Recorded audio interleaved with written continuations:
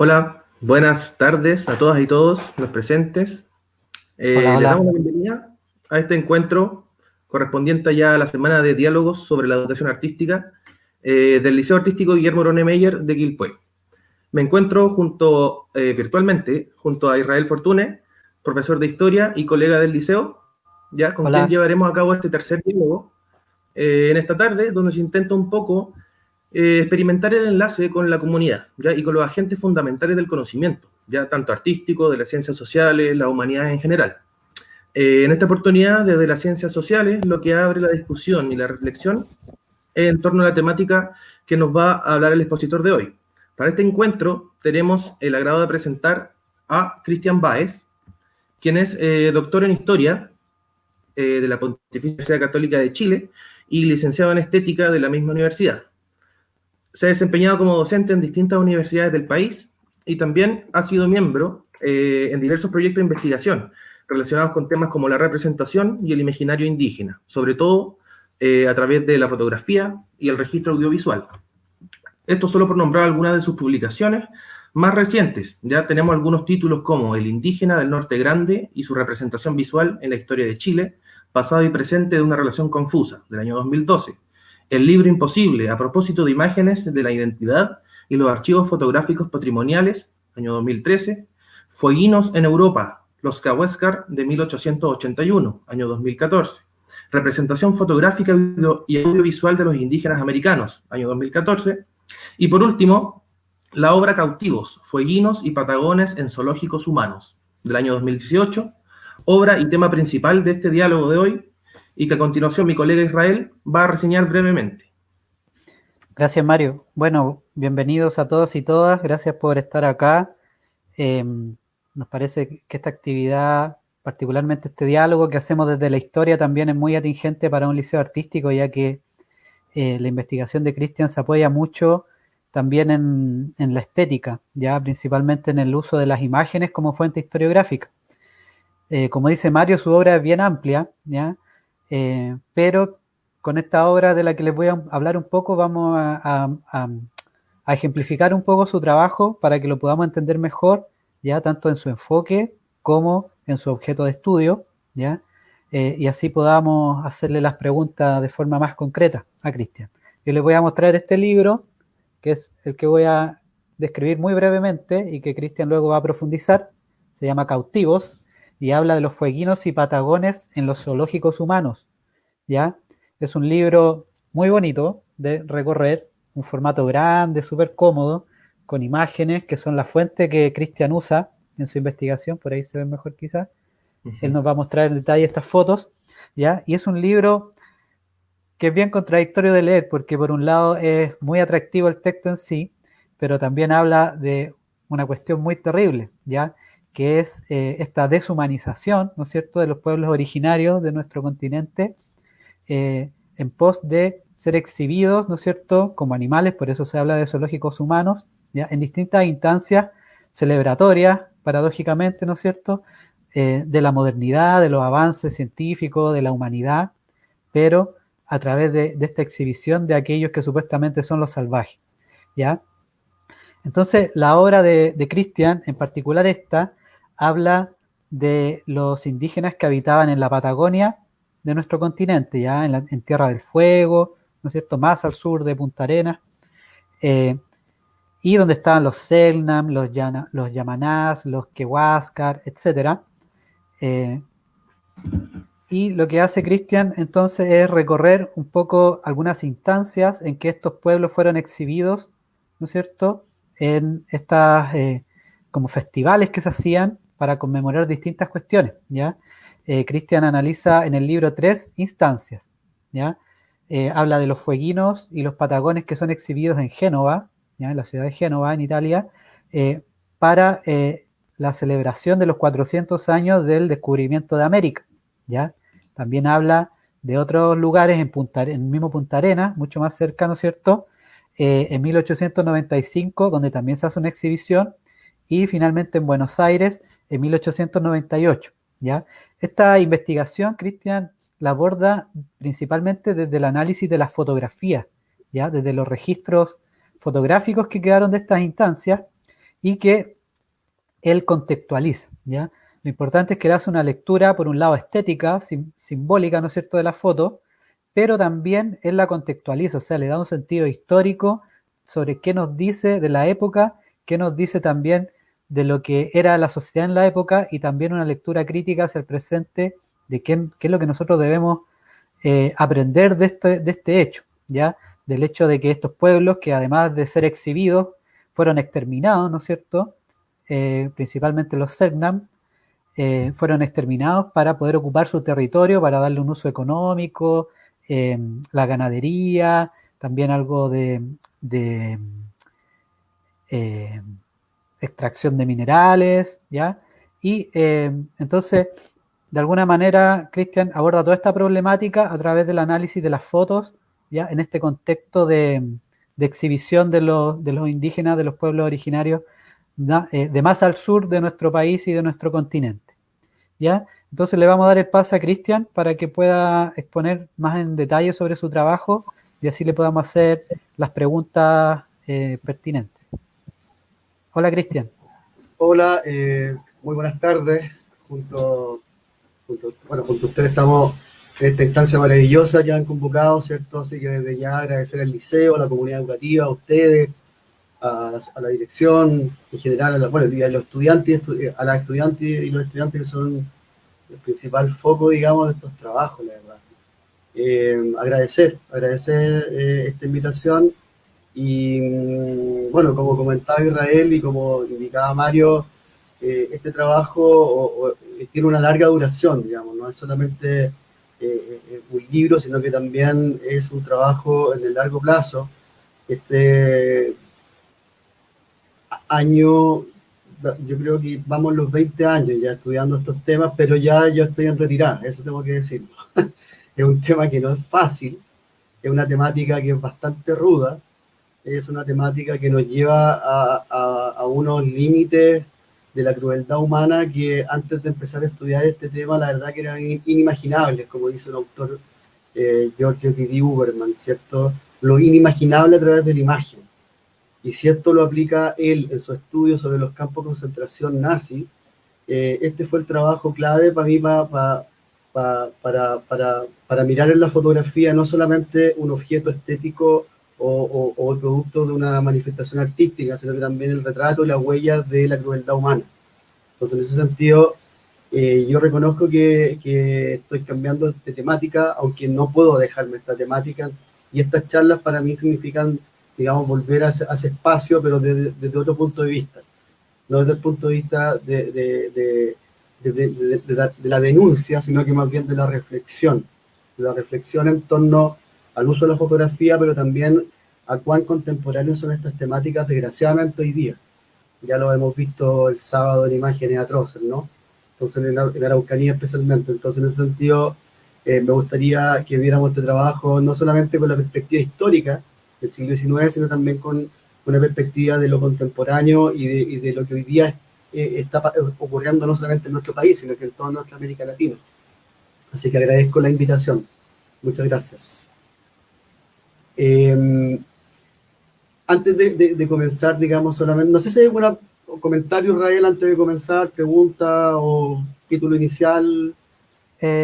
No, yo creo que parte nomás con tu exposición para que vayamos juntando las preguntas. Chiquillas, chiquillos, auditores, vamos a ir recolectando sus preguntas para irlas en un momento determinado leyendo para que Cristian las pueda responder, ¿ya? Así que les pedimos que vayan enviando sus preguntas. Perfecto. Voy a comenzar entonces con la presentación. Señor director, si podemos mostrar la presentación. Muy amable. Bueno, en esta pequeña presentación he tratado de sintetizar un poquito estos varios años de investigación que tienen un par de libros, un documental, quiero hablar un poquito de ello y entender el contexto en el cual fue realizado y ha sido realizada esta investigación.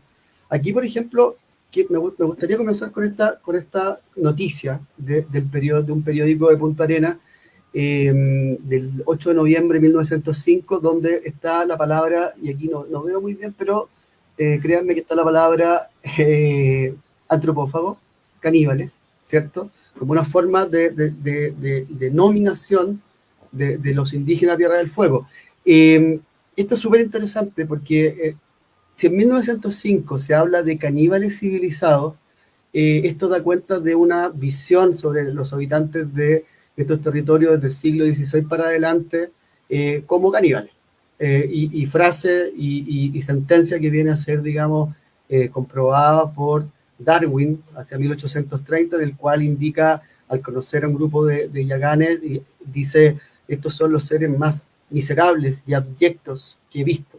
O sea, en el fondo la sentencia de quiénes son y cómo son estos indígenas, desgraciadamente hasta principios del siglo XX estaban entendidos como caníbales. O sea, efectivamente eran seres inferiores en términos, digamos, de lo que es el darwinismo social, ¿no? Y a partir de esta afirmación, entre comillas, ¿cierto? Me gustaría que pasáramos a la próxima imagen para mostrar y ubicarnos de qué territorio estamos hablando. Estamos hablando de territorio Patagonia, Tierra del Fuego, donde tenemos básicamente, a grandes rasgos, por favor, a los indígenas Auniquén, Selknam, Yaganes, Cahuéscar, entre los más conocidos, ¿cierto? Cahuéscar y Yaganes, entendidos desde su perspectiva de tradición canoera, Selknam, Auniquén como pedestres, ¿cierto? Sin tradición canoera, sino que más bien recolectores de tierra firme. Teniendo claro esta primera imagen, ¿cierto?, del mapa, y teniendo claro cómo una sentencia que dura 4 o 5 siglos con respecto a los indígenas de la Tierra del Fuego y Patagonia como seres inferiores, como seres caníbales, antropófagos, que es así, y de hecho como se les presentaba en alguna de las exhibiciones en Europa, me gustaría que pasáramos a la próxima imagen para mostrarles cómo empieza esta historia. Hacia el año 2000 me encuentro con esta imagen yo soy de Santiago, pero hace muchos años que vivo acá en Quilpué, y en Santiago, en la Plaza de Armas, encontré esta imagen y compré esta imagen a un señor que vendía imágenes antiguas, y me llamaba mucho la atención porque, bueno, en esos tiempos yo ya había empezado a trabajar junto a Margarita Alvarado en la Universidad Católica y Pedro Meje, el tema de fotografía mapuche, y mirando estas fotografías como objetos, como souvenirs, ¿cierto?, como habitualmente se venden en las calles, acá en Valparaíso, Viña, yo he visto todavía que se siguen vendiendo estas imágenes como souvenirs, ¿cierto? Y esta imagen me llamó mucho la atención porque yo no sabía qué era, pero entendía, no sé si claramente, pero sí podíamos ver a una persona vestida con una fusta, ¿cierto? Como una persona occidental, con un grupo de personas caracterizadas como indígenas, o como lo que yo entendía eran los indígenas de la Tierra del Fuego, en este caso los Selknam, ¿ya? Y abajo hay una etiqueta y hay diferentes escrituras con respecto a esta imagen, donde se señala el nombre por ejemplo, de la persona que está vestida, que es Maurice Mertre, que posteriormente encontré que era un belga, un ballenero belga, pero agente de uno de los iniciadores de los zoológicos humanos, Karl Hagenbeck, que captura a este grupo de personas en la Bahía San Sebastián. Bueno, eso posteriormente, digamos, ya entraba la investigación, pero me quiero detener esta imagen. ¿Cómo una imagen puede detonar historias? ¿Cómo una imagen nos puede llevar a un mundo inimaginable? ¿Cómo una imagen, sin saber incluso quiénes son, empiezan a entregarnos códigos sobre la presencia de una autoridad, o mejor dicho, autoritarismo, ¿cierto? Vean, por favor, esta fusta como del domador, ¿cierto? Como del cazador, frente a un grupo de personas que están mirando a la cámara de una manera bastante, podríamos decir, a lo menos poco amigable. Y aquí quiero hacer un gesto hacia el lenguaje fotográfico. Habitualmente nosotros queremos vernos bien en la fotografía, ¿cierto? Habitualmente nos gusta fotografiarnos en situaciones felices, ¿cierto? Y habitualmente, yo no sé si ustedes conocen a alguien que les guste salir mal en la foto, pero claramente aquí hay algo, ¿cierto?, que delata una situación un poquito forzada, una situación un poquito armada, ¿cierto? Pasemos a la siguiente imagen, por favor. Luego de meterme en estos estudios y de meterme en este trabajo, aparece junto a mi colega y amigo Peter Mason el primer libro.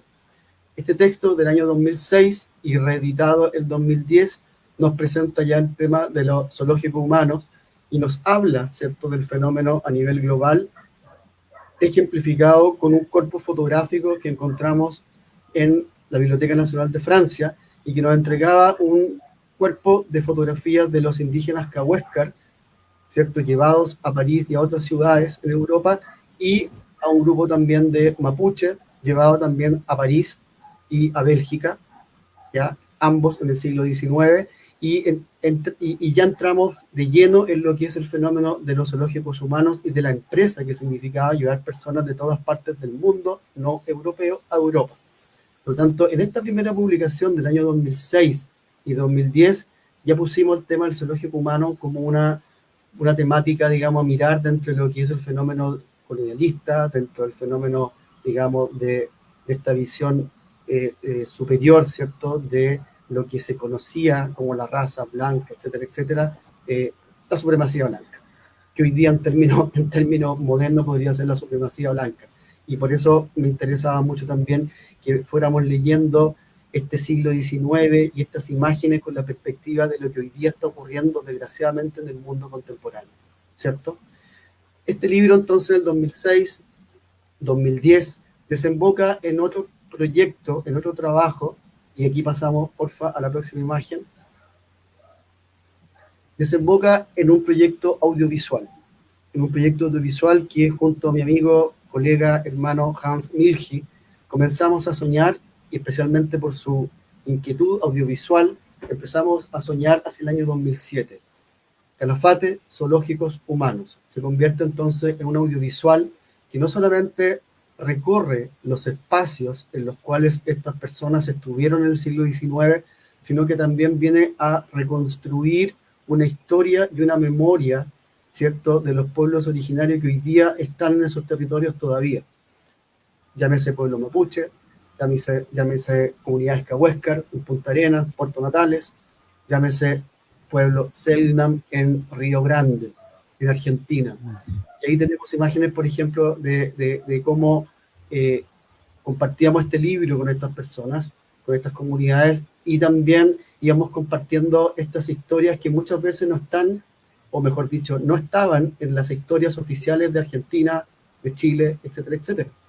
Pero que en su memoria, de alguna forma, estas historias estaban. Y fue muy interesante y fue muy bonito, por ejemplo, en un viaje que hicimos a Cañete, donde la palabra show, espectáculo, viaje, Europa, estaba presente en algunas personas más grandes de las comunidades mapuche que visitamos. Es muy bonito cómo esta memoria, estos relatos orales estaban presentes en estas personas, y cómo a través de la fotografía vinimos a activar esta memoria, estas historias. Por lo tanto, ahí también hay un tema que quizás nosotros, o por lo menos yo lo dejé hasta ahí, que era un poco seguir trabajando con las comunidades y sus relatos orales, porque creo que uno tiene también un tiempo para realizar estas investigaciones. Insisto, yo hoy día creo que estoy ya de salida de estos temas.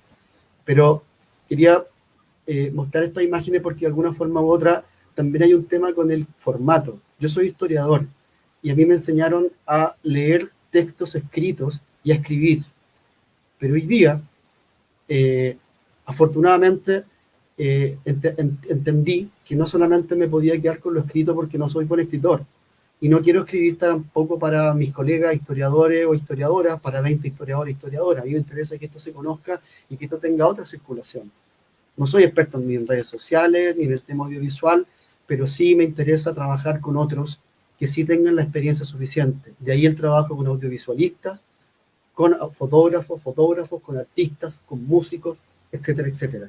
Porque creo que los lenguajes artísticos justamente lo que hacen es llenar todos esos vacíos de humanidad que adolecemos los que venimos de, entre comillas, las disciplinas más duras, como es la historia, por ejemplo, o como era la historia, por lo menos cuando yo me formé.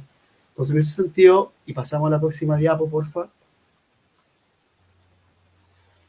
vemos cómo esta experiencia de trabajo también recurre a otras áreas. Y ahí tenemos, por ejemplo, una entrevista que tuvimos con un genetista en la Universidad de Chile, con antropólogos, con diplomáticos, con gente de la calle, en diferentes partes del mundo, porque nos interesaba justamente tener una visión de otras disciplinas y de otras áreas sobre el tema de las muestras humanas. Es muy fuerte y además es muy decidor cuando, por ejemplo, se nos indica que nuestra genética, el 80% del ADN mitocondrial por lado materno, que es el lado, digamos, que manda, de lo que hoy día es Chile, el 80% es indígena. O sea, somos mestizos, y mestizos de verdad. No somos solamente una poesía, sino que en el fondo somos personas de origen indígena. Entonces, en ese sentido, entender eso, desde el punto de vista de la ciencia, indudablemente que nos hace pensar y nos hace tomar puntos de vista distintos sobre nuestra diversidad cultural también. Pasemos a la siguiente imagen, por favor. Y a partir de eso, en este viaje que hicimos con Hans y con otro colega, Enrique Ramírez, tremendo artista visual y audiovisual que hizo la dirección de fotografía y cámara, fuimos encontrando también los restos, las huellas, los testimonios de la presencia de estos indígenas en Europa. Y ahí, por ejemplo, tenemos un cartel de un periódico en Suiza y uno de los hallazgos más potentes de los restos de los artefactos del grupo Cahuéscar en Berlín, ¿cierto? Y ahí tenemos algunos canastos, algunos cuentas, algunos collares que están en la fotografía y que los encontramos acá en el Museo Etnológico de Berlín. O sea, no solamente la presencia a través de fotografía, sino que en el fondo la presencia humana. Y de lo humano es justamente lo que habla este documental, Calafate Zoológicos Humanos. Pasemos a la siguiente imagen, por favor. Y quizá uno de los puntos de inflexión del documental es encontrar los restos de 5 Cahuéscar en Suiza. Y a través de negociación y conversación con la universidad, en este caso la Universidad de Zúrich, logramos traer de vuelta a estas 5 personas. Y bueno, y ahí en el año 2010, digamos, tuvimos una recepción bastante impensada. Además, fue bastante extraño todo esto, porque cuando se mete el Estado, no siempre lo hace de una manera muy atinada, pero al final la presidenta, en este caso la expresidenta Bachelet, reconoce y pide disculpas frente a este caso. Entonces, en ese sentido, ¿hay un gesto del Estado? Sí lo hay. ¿Todo esto lo provoca este documental? Sí. ¿Cómo el poder de las imágenes logra movilizar, entre comillas, a un Estado para traer de vuelta a 5 personas del territorio de lo que hoy día es Tierra del Fuego y Estrecho Magallanes? Pues en ese sentido, la potencia de las imágenes, la potencia de la historia, ¿cierto?, es la que nos movió y movió a las comunidades que trabajaron con nosotros, en este caso la comunidad Cahuéscar de Punta Arenas, por ejemplo, y nuestros colegas suizos, logramos traer los restos óseos a la región de Magallanes. Todo esto lo cuenta el documental y logramos filmar, digamos, afortunadamente todo esto, y logramos concretarlo insisto, en Calafate Zoológico Humano, documental que se exhibió en el año 2010, pero que tiene hoy día una potencia y cada vez, digamos, tiene mayor podríamos decir, contemporaneidad en las temáticas abordadas. Pasemos a lo siguiente. Ahí está el DVD, en ese momento que hicimos, DVD que se agotó, la verdad, que hoy día ya la verdad que tenemos que cambiar el formato y ya creo que está en YouTube ya el documental, así que en ese sentido lo pueden ver en YouTube, está completo y creo que está traducido al inglés, así que en ese sentido nosotros ya no, la obra, digamos, ya tiene su propio vuelo, así que en ese sentido con Hans hemos pensado que ya esto ya tiene su propia vida, su propio vuelo, sus propios caminos, así que no creo que vayamos a hacer otra edición. Sí, va a lo mejor mejorarla más adelante, pero también eso involucra recursos, ¿no? Pasemos a la siguiente, por favor. Y a partir de eso también, y esta investigación empezó a tener sus propios caminos. Caminos, por ejemplo, como la invitación que tuve desde el colectivo, desde el gran colectivo de teatro La Pato Gallina, para colaborar en esta obra que fue El extranjero, El último Jaín. Una obra de teatro maravillosa, una obra de teatro increíble, una obra de teatro que cuando me invitaron a trabajar y a colaborar con ellos, por ejemplo, en el guión y el posterior montaje, digamos, yo lo único, cuando leí el guión que hicieron, yo lo único que fue agradecer. y fue pedirles, digamos, que ellos lograran transmitir lo humano que muchas veces un libro no puede transmitir, o por lo menos yo no tengo esa magia para transmitir. Y la verdad que esta obra fue increíble. Ellos lograron poner en escena muchos aspectos que quizá en el libro pasan un poquito colados, ¿no? Y la verdad que fue un trabajo magnífico desde el punto de vista de la arte escénica. ¿Ya? No porque el hecho que ya he participado yo, sino por el hecho que la compañía es una compañía espectacular, ¿ya? Pero tuvieron la humildad y tuvieron, digamos, la visión también de contar con la asesoría, en este caso mía, para poder ser lo más fidedigno, pero también tener un peso específico dentro del punto de vista de la investigación. Y eso, la verdad que fue increíble. Una cosa más maravillosa que me ha pasado, digamos, e impensada. La siguiente, por favor. Nuevamente los lenguajes artísticos al servicio, digamos, de la difusión. Esta fue una invitación, no tengo muchas imágenes muy buenas de este montaje, pero fue un montaje que se hizo en el Museo Antropológico en Montevideo, una muestra que contemplaba las imágenes fotográficas, pero también dentro de una habitación con una reja. La verdad que fue una exposición bastante interesante, una invitación también para mostrar este trabajo, y la verdad las cosas que fue un montaje bien interesante, que obviamente sugería esta doble captura, no solamente de las personas, sino que también de las fotografías, y cómo ellos enrejaban la fotografía. Tenemos otro ejemplo, ¿no? De cómo una museografía también puede estar al servicio de estos mensajes, ¿cierto? A partir de una investigación. La siguiente, por favor. Y a partir de eso también ya invitaciones a colaborar con publicaciones, especialmente en el mundo francés, especialmente en el mundo de la antropología, de las artes en Francia, y ahí tenemos, por ejemplo, un libro del cual me invitaron a colaborar también justamente con este tema del punto de vista científico de las imágenes, otra mirada, ¿cierto? La ciencia, la antropología, la antropometría y la lectura de las imágenes. La siguiente diapo, por favor. Y por supuesto las exposiciones, el revisionismo que han hecho los franceses, especialmente esta revisión de su propia historia colonial, ¿cierto? A partir de los 90 para adelante, especialmente con el mundo africano.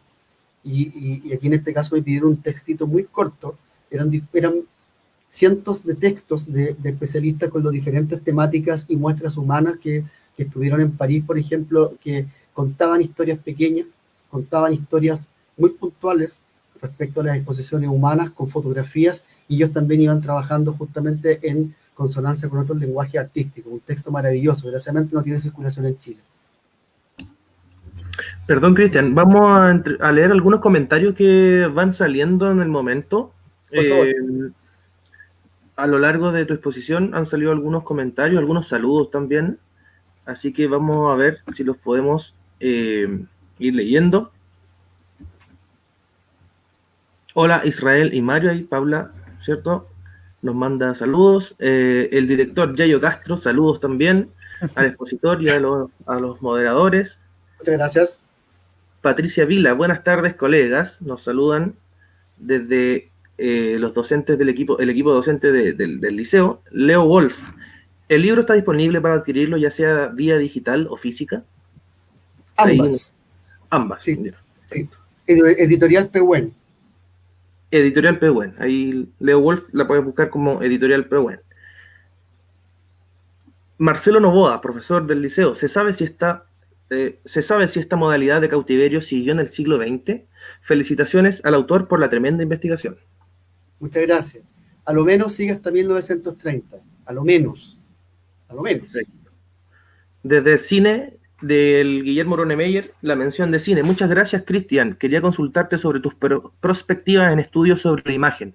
¿Podrías comentar el vínculo de tus estudios con Didi Huberman? Y por otro lado, desde el concepto de abyección, como lees en la contemporaneidad y las redes sociales, el uso de las imágenes. Interesante, muchas gracias, dice. Uy, tremenda pregunta. Sí, bueno, si quieres responder algunas cosas o en la trayectoria, sí, tú puedes ir relatando sobre lo mismo.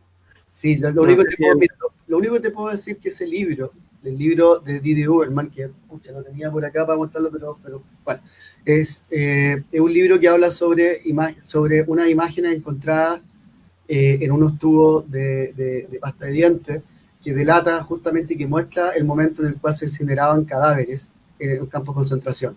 Entonces, en ese sentido, este libro, lo que hace Didi Wollman no solamente es decir, estas historias nos relatan lo inimaginable de lo que es un campo de concentración y son la prueba de que allí realmente sí pasó algo.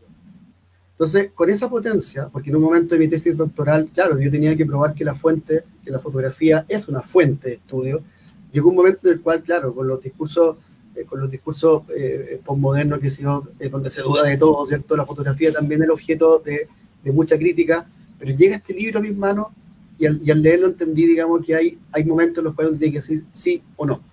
Y ese momento fue, para mí por lo menos, el decir sí, la imagen es susceptible de ser leída como un documento histórico. Porque justamente lo que nos hablan estas imágenes también es sobre hechos ocurridos en el pasado con seres humanos y que esos seres humanos estuvieron allí.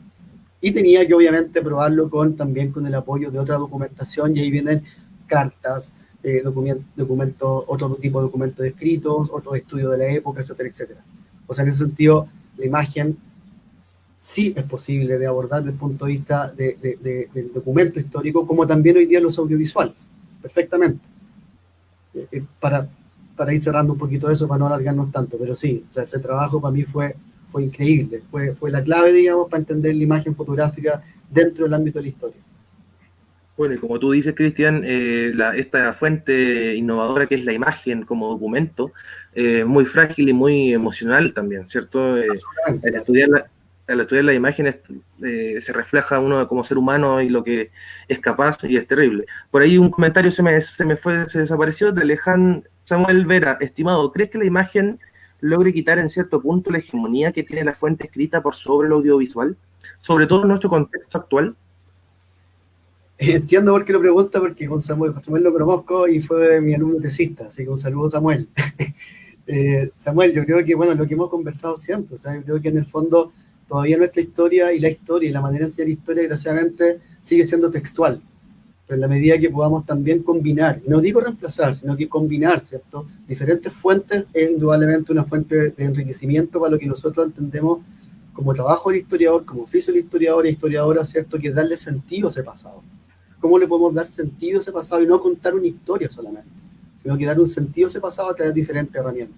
Una de ellas es la visual, otra, también potente, el audiovisual, y por qué no lo sonoro también, que es un ámbito también que estoy experimentando ahora, por ejemplo. Lito Celis dice, un gran saludo a Cristian y una consulta. ¿Cómo relacionas los hechos acaecidos el fin de semana en la Araucanía con lo que has investigado desde un punto de vista histórico? Interesante. Un saludo, Lito, muchas gracias. Claramente es la falta de estudio histórico, claramente. O sea, en el fondo lo que ha pasado en la Araucanía es qué más prueba fehaciente, ¿cierto? ¿Qué más prueba fehaciente de la ignorancia en la cual nosotros nos desenvolvemos y nos hemos criado? Si hubiésemos entendido, o si hubiésemos leído, o si conociéramos estos hechos del pasado, a lo mejor tendríamos otra mirada, otra forma de convivencia. Desgraciadamente, y por eso partí, digamos, diciendo que ojalá tuviéramos, así como Lito lo plantea, tuviéramos esta mirada muy contemporánea con lo que estamos hablando en este minuto y que desgraciadamente se repite a cada rato.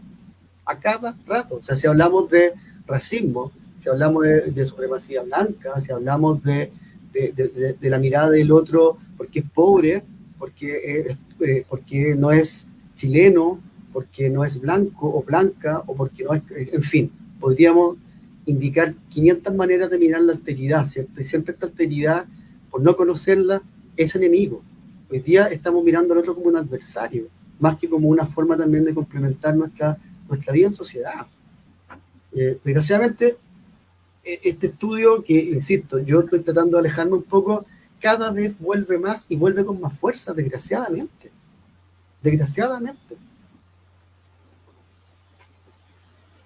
¿Seguimos?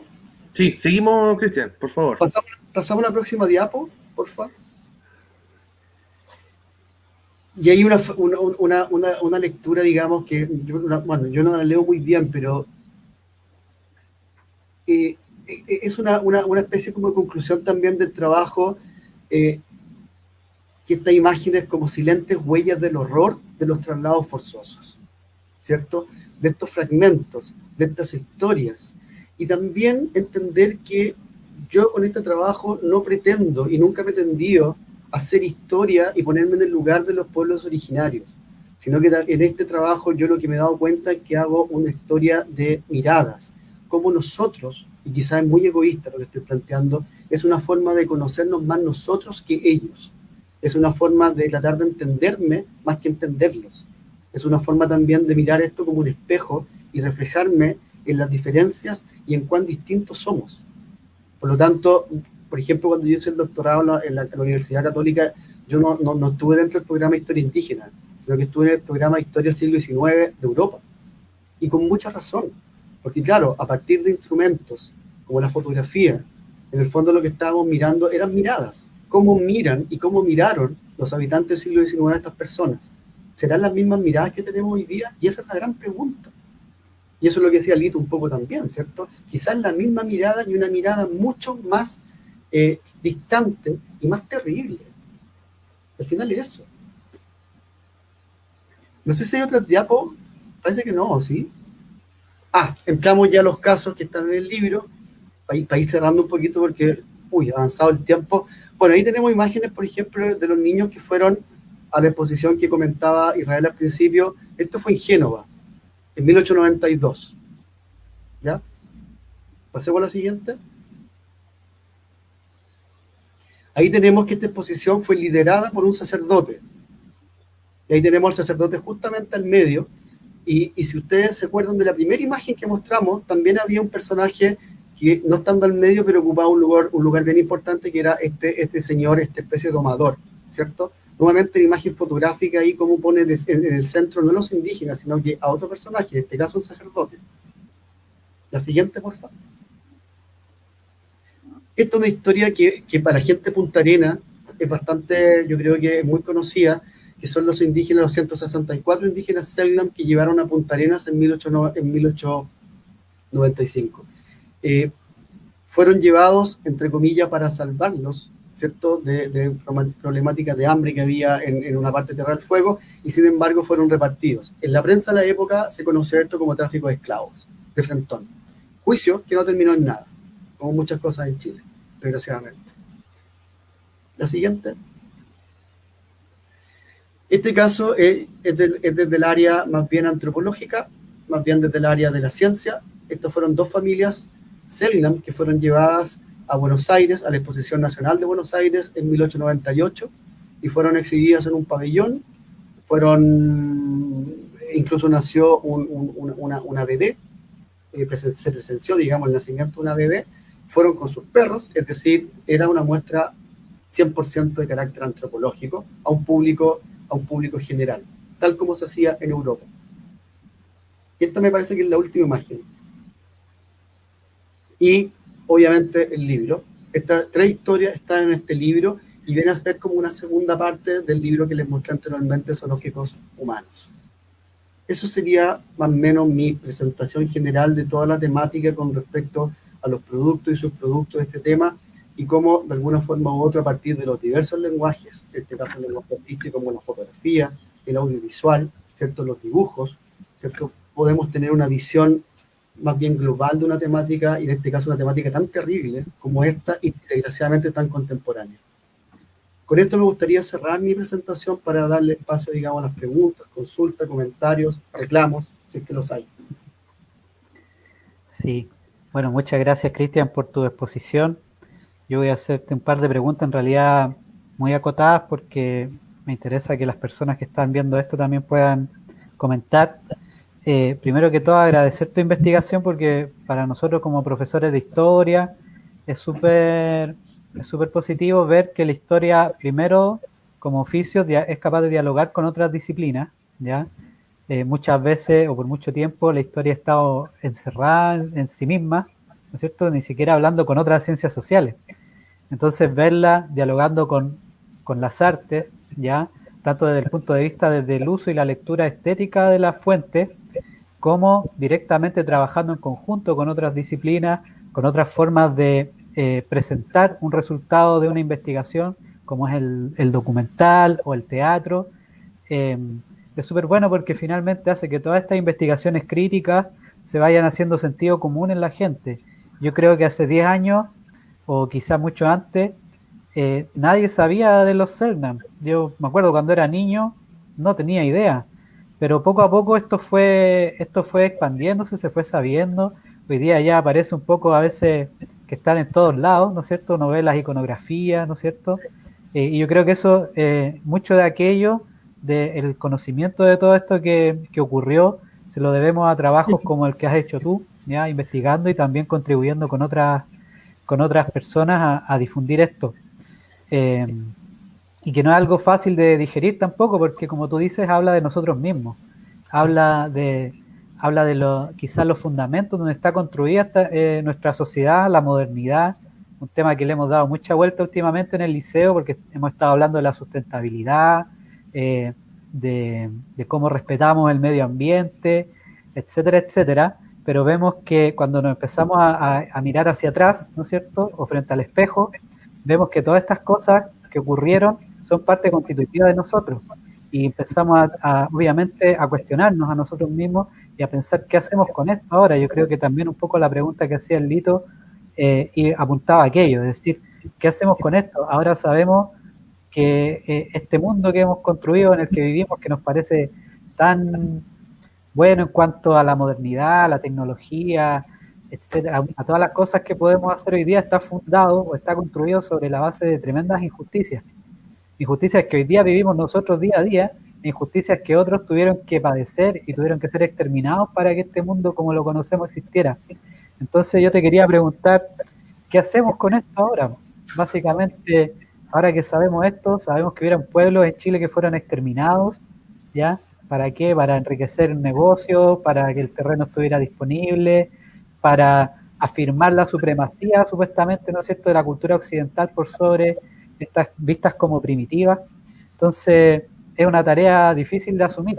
No sé cómo la ves tú, qué has podido recolectar, de qué esperan quizás, primero que todos los pueblos originarios de nosotros, qué esperan ellos y qué cosas podemos hacer nosotros también. Tremenda pregunta.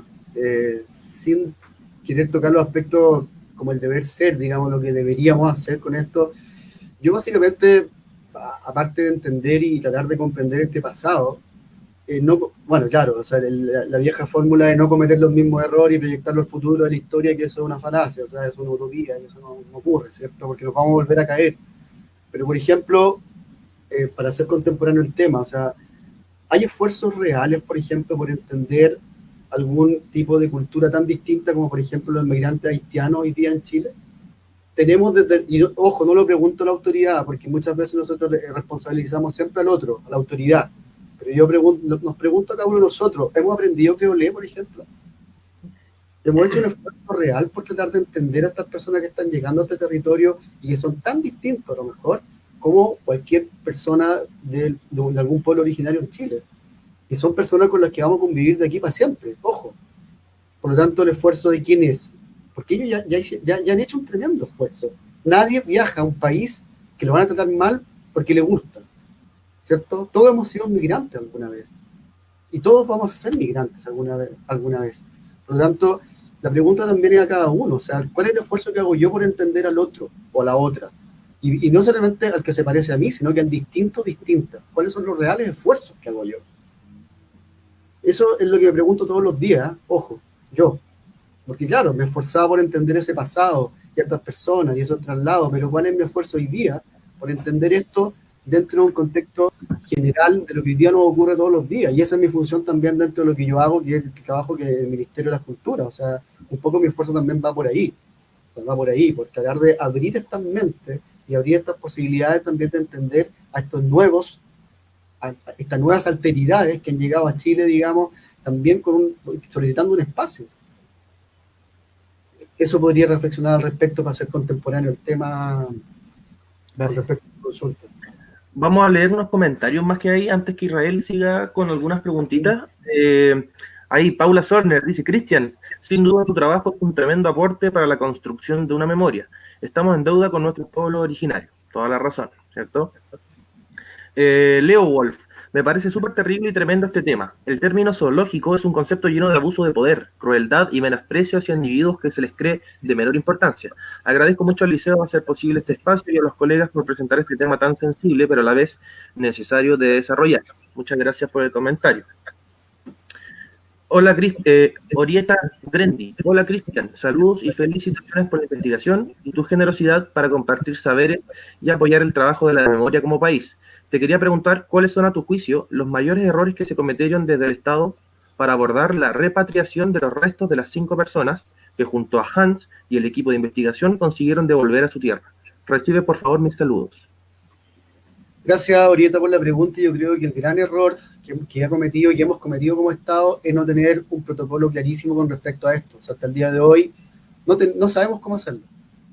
O sea, dada la experiencia que tuvimos nosotros, que fue bien traumática, la verdad nos demoramos mucho, porque claro, no había una experiencia y tampoco había cómo hacerlo, pero hoy día hay algunos gestos, ¿cierto? Hay gestos de devolución de objetos a ciertas culturas, por ejemplo, el esfuerzo a devolver algunos restos, digamos, algunos restos artesanales, por ejemplo, la cultura yagán. Hay esfuerzo, hay un esfuerzo también por el tema de los Moai, hay un esfuerzo. Pero realmente como Estado tenemos un protocolo, tenemos una política clara de Estado con respecto a lo que es la devolución de los objetos de las culturas originarias de este país. Todavía no lo tenemos. Y eso yo creo que es uno de los mayores errores, no aprender y no querer entender y no tener voluntad política para tomar la experiencia que como Estado estamos teniendo y convertirla en política pública. Política pública que se refleje, por ejemplo, en el currículum locales, con pertinencia local, por ejemplo. O sea, tenemos todavía currículum que son extensivos a todo el país, como si todo el país fuera homogéneo, por ejemplo, y no tenemos estudios de lengua de pueblo originario de cada localidad, por ejemplo, que en el norte, qué sé yo, la lengua aymara, la lengua quechua, la misma lengua cahuéscar, ojo. Hoy día la lengua cahuéscar está desapareciendo. Y desde la educación, desgraciadamente, tenemos esfuerzos muy puntuales al respecto, pero no políticas de Estado. Yo creo que ese es uno de los grandes errores que estamos cometiendo, y ojo, también me incluyo, porque todos somos el Estado. Ojo con eso. Tenemos, parece que, un saludo por ahí del director, Yayo Castro. Estimado Cristian, le saludo, felicito y agradezco compartir con la comunidad del Liceo Artístico su investigación, que hace comprender y reflexionar sobre los tiempos pretéritos que no distan mucho de los actuales, y que aunque en otras circunstancias nos hace evidente que no hemos aprendido nada. Gracias. Uf. Muy bien. Bueno, en medida del tiempo, antes de dejar a Cristian, nuevamente una preguntita más quizás centrada en lo que es la educación artística. Así brevemente, quizás en el contexto de nuestro liceo, donde nosotros tenemos menciones específicas que trabajan desde el arte, netamente tenemos una mención que es la mención audiovisual. ¿Qué herramientas o estrategias tú podrías dar a conocer o crees que son necesarias para el estudio, el acercamiento de los pueblos indígenas, desde los registros audiovisuales, digamos? Es fundamental el diálogo. O sea, abramos esta conversación y esta discusión con personas de los pueblos originarios, por ejemplo. Yo creo que antes de tener un despliegue técnico, antes de tener algún tipo de experiencia técnica, yo creo que alguien que quiere estar sensible a trabajar estos temas, tiene que hablar con personas de los pueblos originarios, sin incluirle en un diálogo, pero no ese diálogo como de especialista y sujeto de estudio, sino que un diálogo igualitario, un diálogo horizontal. La experiencia que tuvimos con Hans, quizás muy desde la intuición, por ejemplo, que hasta el día de hoy creo que es una experiencia que en ese sentido agradezco a Hans, porque él tuvo mayor sensibilidad que yo en ese tema, fue cuando encontramos los restos en Suiza. Lo primero que Hans me dijo fue, tenemos que hablar con las comunidades. Tenemos que hablar con las comunidades y que ellas nos den la respuesta de lo que hacemos con esto, porque esto no nos pertenece. Estos restos son restos de personas que hoy día viven en Punta Arenas, y preguntémosle a ellos y a ellas qué quieren que hagamos con esto. Porque nosotros tuvimos la suerte, la fortuna, la experiencia, qué sé yo, de encontrar estos restos, pero quienes deberían responder esto son las personas que pensábamos eran legatarias, digamos, de esta tradición. Por lo tanto, fuimos a Punta Arenas y hablamos con las dirigentes y con la comunidad cahuéscar. Yo creo que ese punto, para mí por lo menos, fue un aprendizaje para siempre. O sea, En el fondo, no por el hecho de no tener decisión, sino que entregar en otros, y que a lo mejor son mucho más pertinentes que yo, la decisión de qué hacíamos con estas personas. Y ahí empezó el documental a seguir con otra cosa, con otras formas de mirar este relato que estábamos construyendo, y en el fondo fue un relato de cómo hacíamos la restitución a partir de las propias comunidades, en este caso las dirigentes de Punta Arenas de origen cahuéscar. Así que yo creo que en ese sentido es fundamental el diálogo, fundamental mirar al otro, a la otra persona como un igual, aprender y ser un constante aprendiz. Aquí no hay nada definitivo, todo es cambiante y tenemos la fortuna quizás de tener un poquito más entre comillas, lecturas, de juntar un poco más libros, conocer un poco más de autores, saber un poco más de palabras extrañas, pero quienes tienen realmente las decisiones en este caso eran las personas de origen cahuéscar. Y ese diálogo que tú hablas, en el fondo, es netamente tener empatía, ¿cierto? Con el ser humano, que es como un valor básico que tenemos que empezar a desarrollar, no solo de forma académica, sino que de forma humanitaria y social, de forma general, ¿cierto? Yo creo que por ahí va. Sí, tú has abordado temas muy fundamentales, desde la representación, la identidad, el patrimonio, de alguna forma, el olvido. Son temáticas que todas se unen de alguna forma desde la disciplina, pero también en la temática en general que estamos hablando, que son en el fondo los derechos humanos, de alguna forma. Absolutamente, yo creo que ahí, disculpa, pero yo creo que ustedes tienen una gran responsabilidad y también tienen la maravillosa misión de, a través de justamente aquellos elementos más sensibles del ser humano, que son los lenguajes artísticos, abrir esta mentalidad. O sea, en ese sentido, porque el arte es la llave, absolutamente. Es la llave de esta sensibilidad humana, netamente humana, ni siquiera académica, sino que humana, de mirarnos como iguales. Y el arte, para mí, es la llave para eso. Absolutamente. Exacto, muchas gracias, Cristian. Bueno, nos quedan algunos minutitos. No sé si tú, Cristian, podrás darnos algún adelanto de lo que has ido trabajando en este último tiempo. ¿Tendrás algún material o algo que quieras mencionarnos de tu último desarrollo desde tu área, desde tu disciplina? Que no salga de acá. Lo único que les voy a pedir es que no salga de acá, pero hay un pequeño adelanto de un audiovisual de una serie que con Hans estamos proyectando en algún futuro, sin pandemia ojalá. Es una serie ficción basada justamente en Cautivo. Director, si lo podemos mostrar un poquitito, porfa.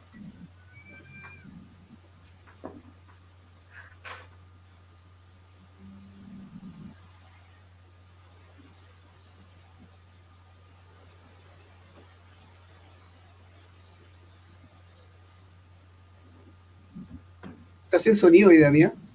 Lo vamos a mostrar con sonido. Pero vamos a... Ya.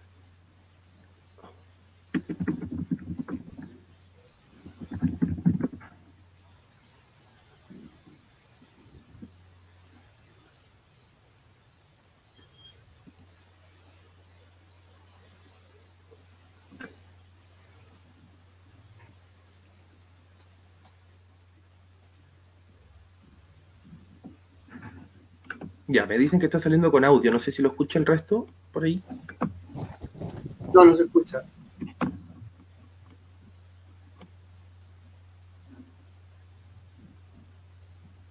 En la transmisión sí, parece. Ok. Ya.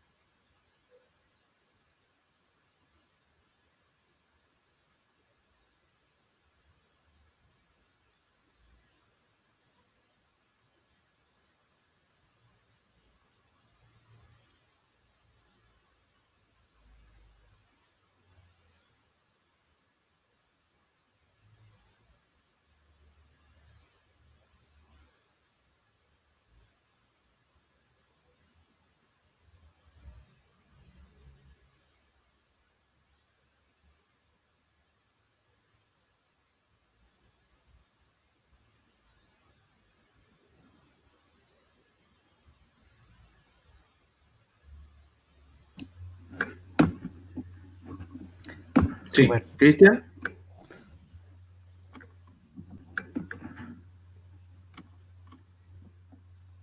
Cristian, No, está sin audio. Sí. está muteado. Hay unos minutitos y eso era para ir cerrando. Sí, me escuchan, ¿cierto? Sí. Bien. Gracias, Cristian. Ahí tenemos un adelanto entonces de lo que está haciendo el trabajo de Cristian. Bien interesante. Bueno, de partida decir que esta temática aborda y da para mucho más tiempo, pero tenemos una horita para este diálogo. Le agradecemos mucho a Cristian su presencia, la colaboración y las ganas de estar aquí en esta instancia, ¿cierto? De reflexión, de diálogo, en contexto también de pandemia que estamos. Por ende, te agradecemos la presencia y dejamos invitado también a todo el público que está presente, a los expositores también, a los profesores y toda la comunidad, para mañana miércoles a las 11 horas la poeta Gladys González y en la tarde a las 16 horas el músico Pablo Morales. A través de este mismo fanpage del Liceo Artístico los esperamos a todas y todas. Se agradece la presencia. Nuevamente agradecemos al expositor Cristian, a Israel. Espero que estén muy bien y estamos en contacto. Igualmente, Mario, gracias a ti. Muchas gracias. Chao. Gracias, Muy bien. Cristian. Chao, Gracias. chao.